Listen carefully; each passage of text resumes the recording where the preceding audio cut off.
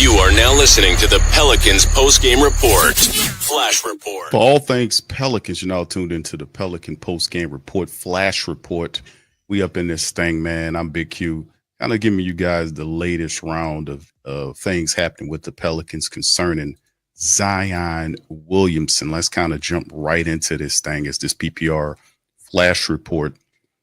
Just going into this stuff and why he broke up with CAA, his agency, creative artist agency. And this is a little backdrop on some of this stuff. So please feel free to hit the like button, hit the subscribe button. By all means, feel free to share the show on your social media feed.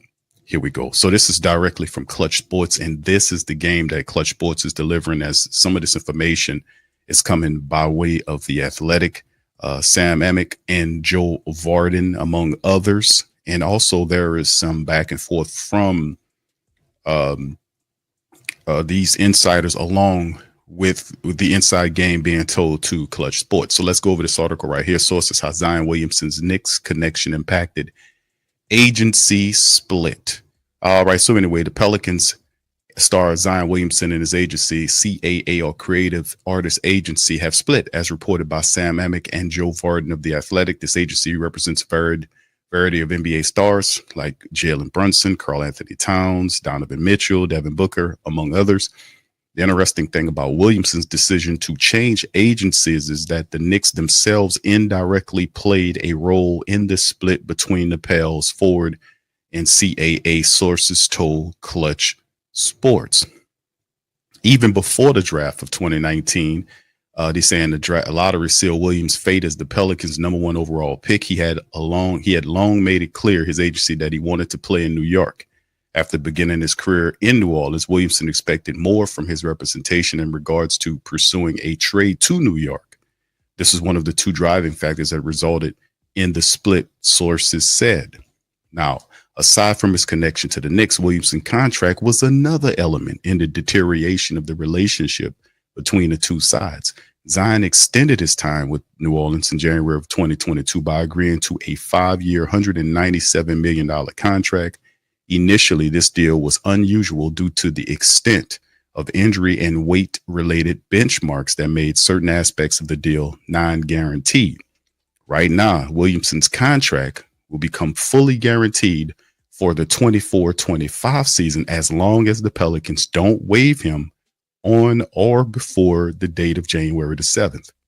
Now, according to Mike Vorkunov of The Athletic, his contract for the 25-26 season is 100% protected should Williamson be on the team's roster after July the 15th.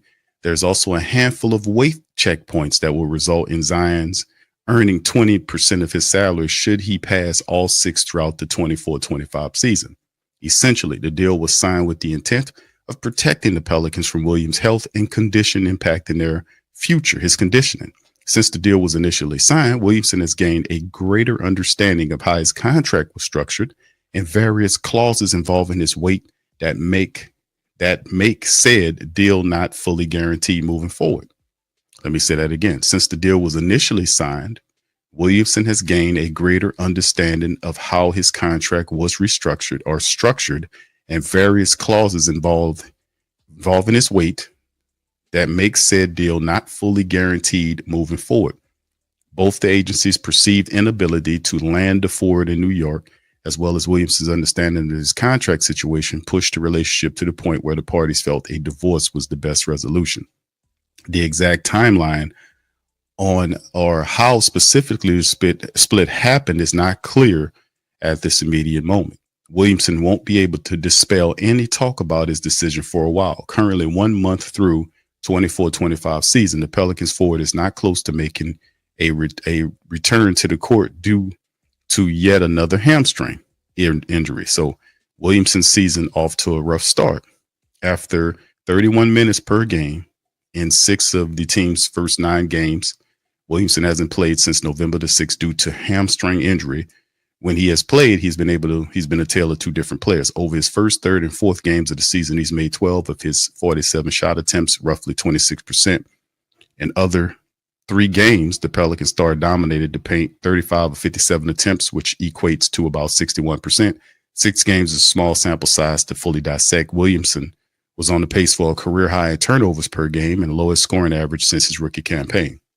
To make matters worse, the Pels have also been without DeJounte Murray, CJ McCollum, Herb Jones, Jose Alvarado, and a few other key talents. Fellow star forward Brandon Ingram has missed time too as a result of the lower leg issues. The Pelicans have struggled to a 4-13 start to begin the season.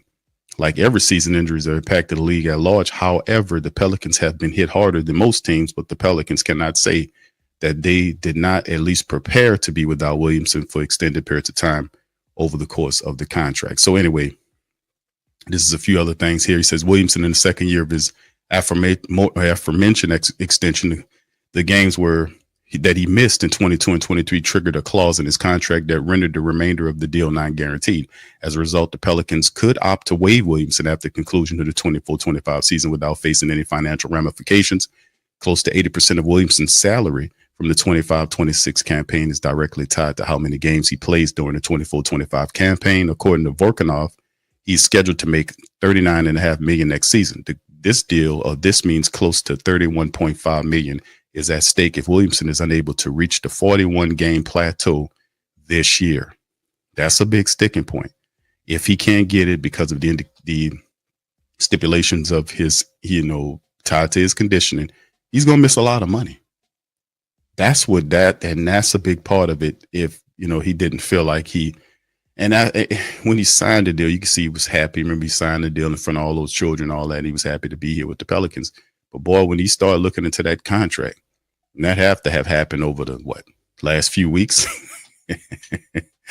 I think that old girl probably was playing a part of it too. If she from down here, I'm pretty sure she been checking behind this money, making sure, hey, did you read this? Let me see that contract? I'm just saying, man, this is just messing. But anyway, you never know, man. You never know. But anyway, if Williamson does eclipse the 41 games played, he's eligible for 40% of his salary, or at least $16 million. He unlocks another 20% of his salary at 51 games played and another 61 games played. The final 20% can only become guaranteed if Williamson's weight is up to standards outlined in his contract. At this time, Williamson's future with any agency is uncertain. For the first time being, he holds no business relationship with new representation in what has become a pivotal time of his career. Zion did not play in Friday's matchup against Golden State Warriors in the NBA Cup. So this is some of the information that's being thrown around about Zion Williamson. And it simply is what it is, right? I'm not surprised by the New York connection of what they was talking about with New York, because I've heard that before. But you play where you are, you go to where you need to go to do that thing. But there's culpability on both sides. Number one, the Pelicans are not they're not structured correctly. And what I'm saying is there was not enough leadership, or not enough, I ain't gonna say brutal leadership, but more of a Marinic approach to the training here. You see what I'm saying? The team has to, if it's a dance, you see, and there's 2 people dancing, somebody got to lead the dance, right? And this crazy back ass society, you think of both people, when you're dancing, somebody has to lead, right? And if this is the situation, then the Pelicans supposed to be the ones that's leading this situation. They're supposed to be the ones that's controlling the environment. They're the ones that issue out the stipulations now. Like I said, there's culpability on both sides for Zion Williamson, but really the Pelicans as an organization. And they talk about injuries. Injury is nothing new to us. We've been more banged up than any other team prior to this new wave that's hit the NBA now. And notice the new wave hits the NBA impacted a lot of teams, but it was triply bad for the Pelicans because the Pelicans are behind on their training staff. Behind. Last year, they hired a physical therapist for the first time, but the physical therapist is at the back end of the injury situation. She simply helps them get back to the court. But who's preventing said injuries? Athletes have an opportunity to work out, do what they got to do, but at the same time, it's the team that has the nutrition. It's the team that has the game plan to make sure players stay healthy. It's the team that makes sure these guys, you can get as much out of their bodies as you possibly can. It is the team. And for many years now, the Pelicans have been a shitty organization when it comes down to that.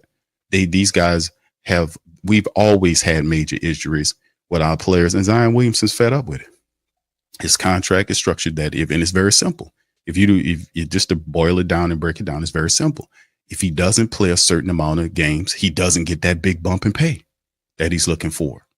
That's the bottom line. Certain aspects of his contract don't become fully guaranteed if he doesn't meet games or play a certain amount of games.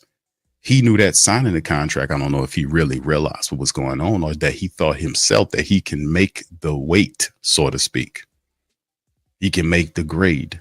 So, man, all I can say at the end of the day, a lot of the Pelican faithful, and I've been hearing this, people been telling me, hey, Q, let's just get rid of this guy. This is a wash. This is over with. Let's just get this guy out of here. Let's trade him, see if we can get something for him. I've heard people say, Q, let's trade him to Milwaukee. Let's get Giannis. At least we can get somebody down here that's ready to play, that can ball, and all this kind of stuff.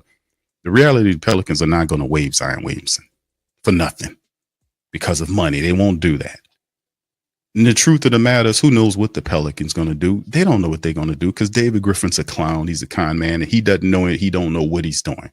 He's so interested in good human beings and building a freaking basketball cult that we don't talk about championships. We don't talk about bringing in real leadership, a coach with a real resume that actually knows how to coach, that knows how to call plays and stay on top of the rhythm of the game.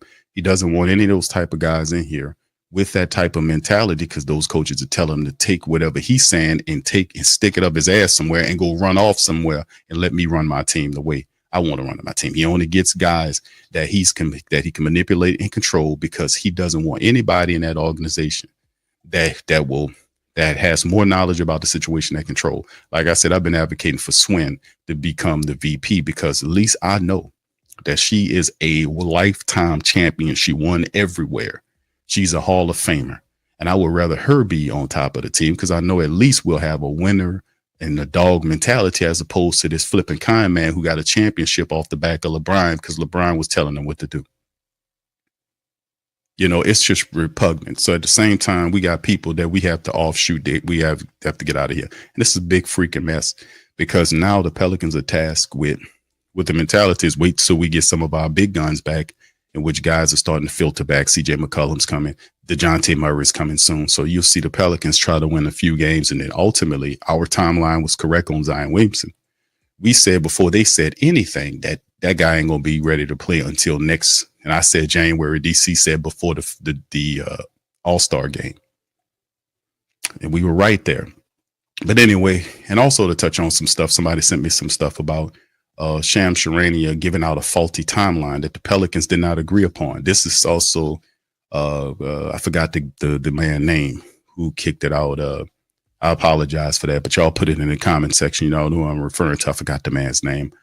But there is some information that somebody sent me that was saying that Shams Charania said a 4 to 6 week timeline about Zion Williamson, and the Pelicans are upset by that, because they never said that.